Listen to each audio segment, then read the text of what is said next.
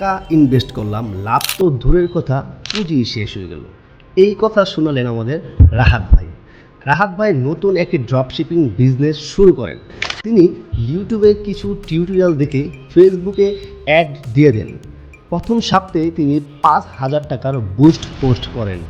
10,000 মানুষ তার অ্যাড দেখে, 2,000 লাইক করে, 300 শেয়ার হয়, কিন্তু সেল হয় মাত্র 5টা।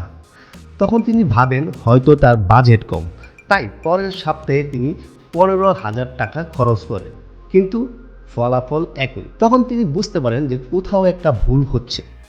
একদিন তিনি আমাকে ফোন দিলেন, ফোন দিয়ে বললেন, ভাই 20,000 টাকা খরচ করলাম, লাভ তো দূরের কথা, আমার পুঁজি শেষ হয়ে গেল। তখন আমি তাকে বললাম, আপনি কি সেলস কনভার্সন অ্যাড চালিয়েছেন? তখন তিনি বলল যে কনভার্সন কি। তার মানে রাহাত ভাই তখন বুঝতে পারলো তিনি অ্যাড দেওয়া শিখেছে, কিন্তু সঠিক স্ট্র্যাটেজি জানে না। এঙ্গেজমেন্ট অবজেক্টিভ দিয়ে অ্যাড দিয়েছেন, অথচ সেলস কনভার্সন প্রয়োজন ছিল। প্রোডাক্টের ট্রাস্ট সিগন্যাল রিভিউ প্রমাণ ছিল না, যার কারণে কাস্টমার বিশ্বাস করতে পারেনি।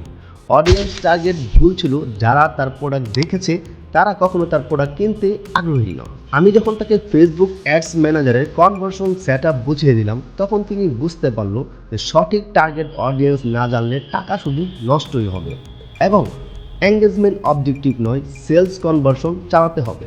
তার সাথে ফানেলের মাধ্যমে বিক্রি বাড়াতে হবে।